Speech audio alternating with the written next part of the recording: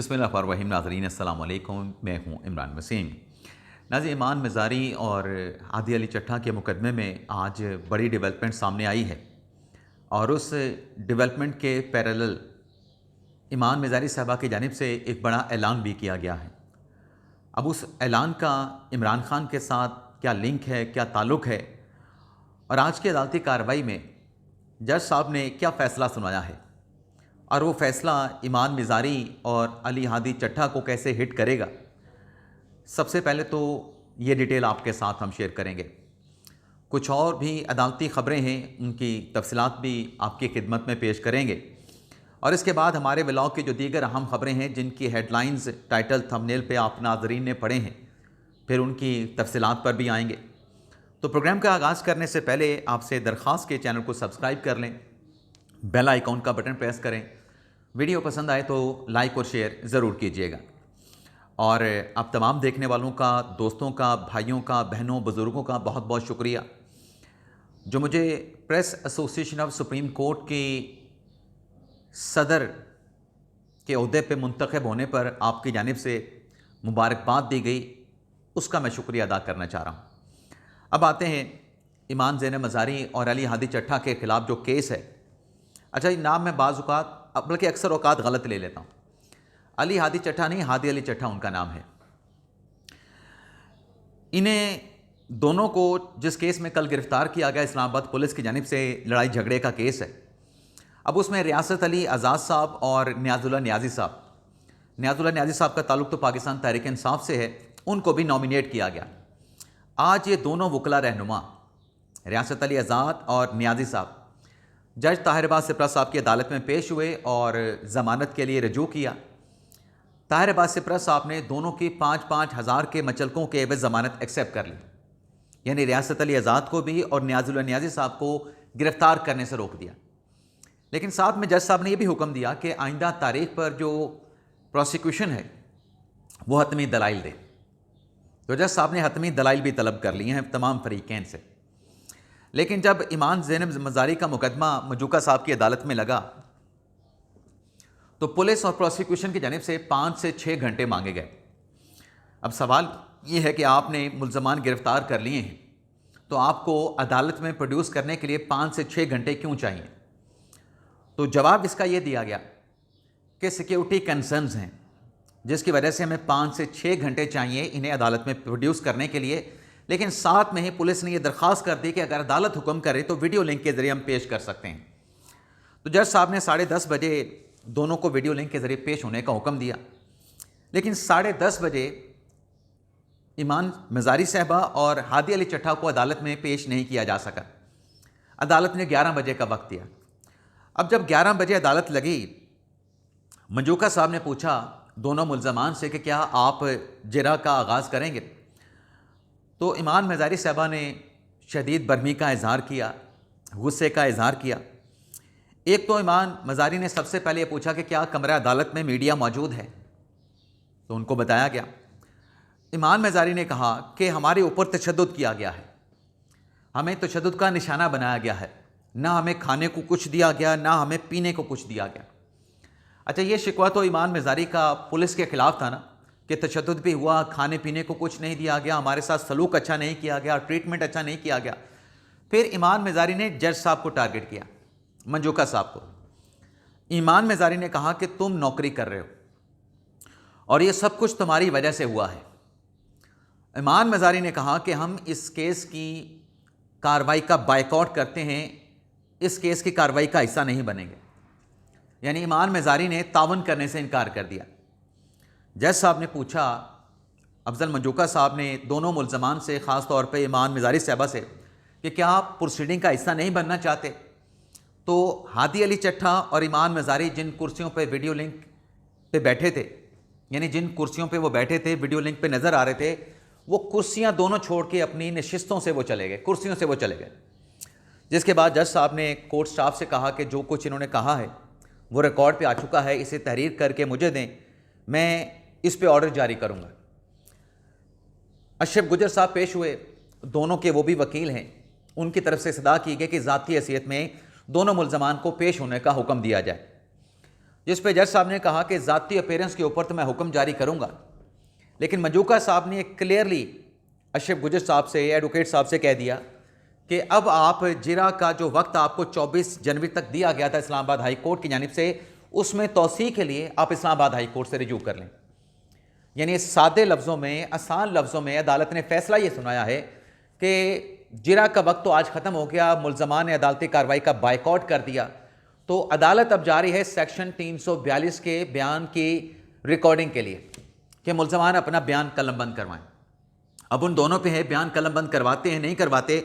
अदालत की तारीख भी ग़ालिबन पीर के दिन की आ जाएगी, लेकिन साथ में मुल्ज़मान के वकला से कह दिया गया कि अगर आपको ये अदालत का ऑर्डर पसंद नहीं तो आप जिरा में तौसीक़ के लिए, मोहलत में तौसीक़ के लिए दोबारा इस्लामाबाद हाई कोर्ट से रिजू कर लें।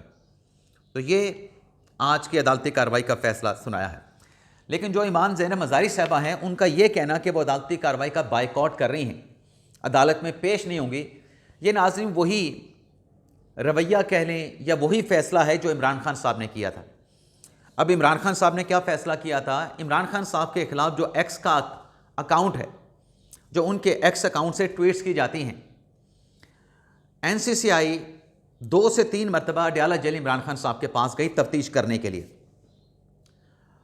और इमरान खान साहब ने NCCI की टीम के साथ तफ्तीश के सिलसिले में तावन करने से इनकार कर दिया। सवाल बड़ा सादा सा इमरान खान साहब से पूछा गया दोनों मरतबा अडयाला जेल में कि आप ये बताएं कि आप तो जेल में कन्विक्टेड हैं, सज़ा याफ्ता हैं, अपनी सज़ा काट रहे हैं, तो आपका एक्स अकाउंट कौन ऑपरेट करता है? इमरान खान साहब ने किसी सवाल का जवाब नहीं दिया। तो अब हुआ यह है कि NCCI ने अपनी रिपोर्ट इस्लामाबाद हाई कोर्ट में जमा करवाई है, जिसमें सारी तफसीलात बताई गई हैं कि इमरान खान साहब तफ्तीश में, इंक्वायरी में तावन नहीं कर रहे। ताहाल उनके खिलाफ 2 इंक्वायरीज पेंडिंग है, जिसकी प्रोसीडिंग, जिसकी इंक्वायरी जो है वो जारी व सारी है। यानी जैसे इमरान खान साहब तावन नहीं कर रहे NCCI के साथ इंक्वायरी के सिलसिले में, वैसे ही इमाम मिज़ारी और अली हादी चट्टा ने अदालती कार्रवाई का, हादी अली चट्टा ने अदालती कार्रवाई का बायकॉट और तावन करने से आज इनकार कर दिया है। लेकिन इसके बावजूद चूँकि दोनों हिरासत में हैं, तो ये केस तो चलेगा। मुल्ज़मान को सेक्शन 342 का बयान कलमबंद करवाने का मौका भी दिया जाएगा और अदालत का फ़ैसला भी आएगा।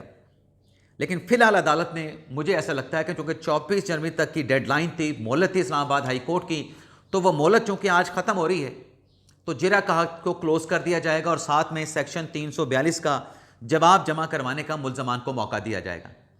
तो ये वही सूरत हाल है जो इमरान खान साहब NCCI के साथ तावन नहीं कर रहे थे। इस केस में भी जो मुकदमा है ईमान के ख़िलाफ़ और हादी अली चट्टा के ख़िलाफ़, रियासत के ख़िलाफ़ मुतनाज़ा ट्वीट्स करने का, रियासत को बदनाम करने का, ये केस भी अब उसी रुख के ऊपर चला गया है।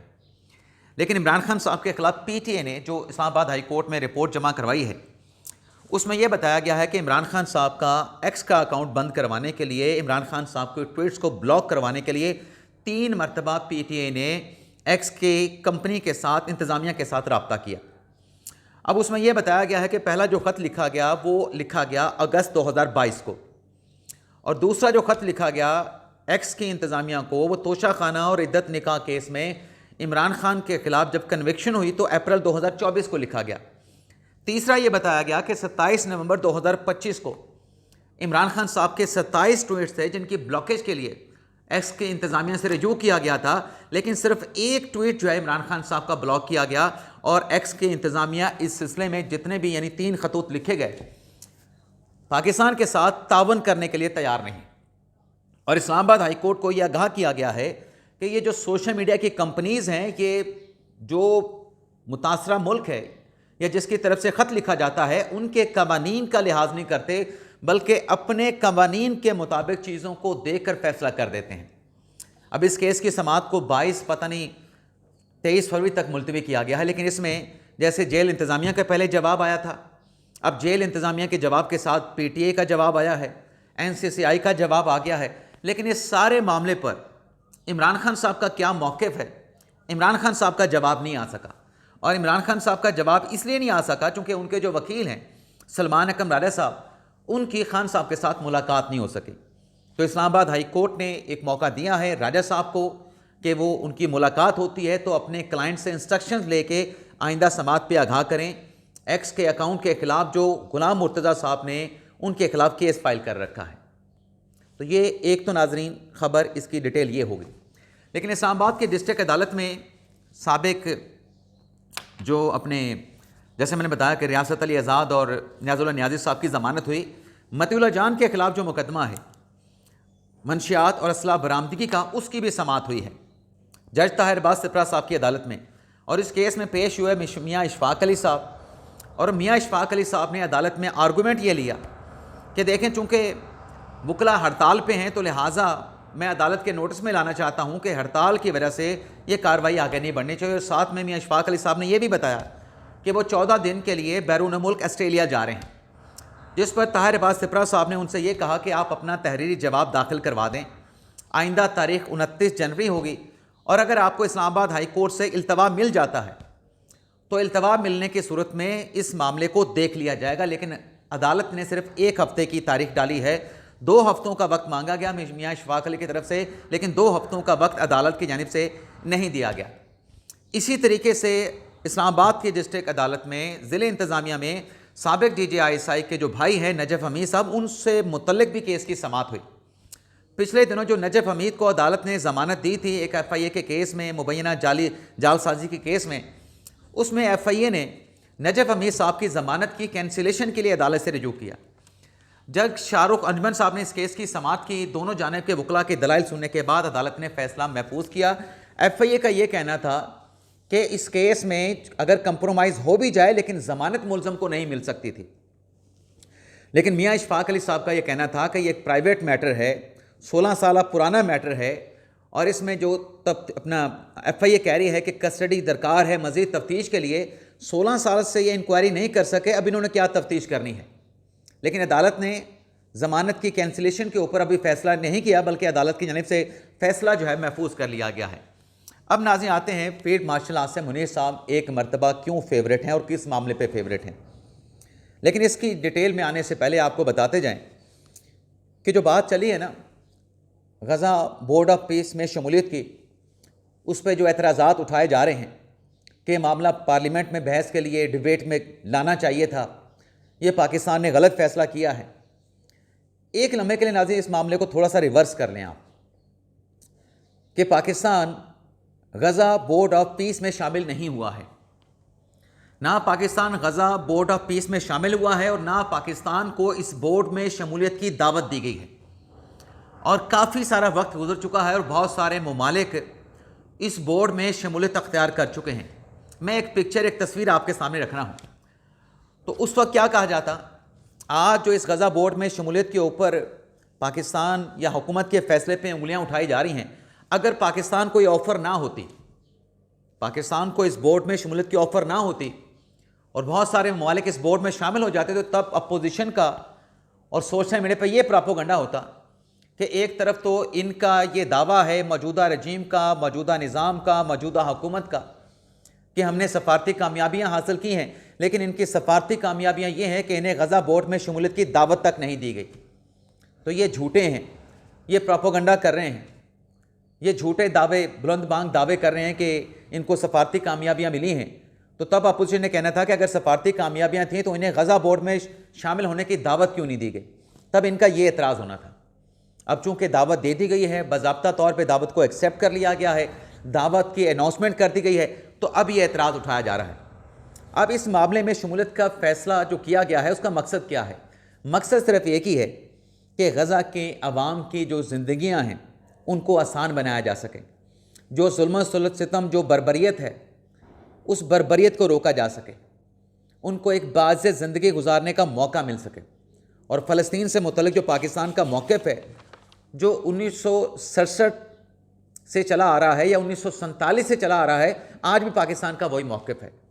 अब इस गज़ा बोर्ड की जो तकरीब हुई उसमें आपने देखा कि वज़ीर-ए-आज़म शहबाज शरीफ साहब जब डोनाल्ड ट्रंप के साथ बैठे थे तो डोनाल्ड ट्रंप ने वज़ीर-ए-आज़म शहबाज शरीफ के कान में सरगोशी की या उनसे पूछा कि मेरे फेवरेट फील्ड मार्शल साहब कहाँ पे हैं या फील्ड मार्शल साहब कहाँ पे हैं।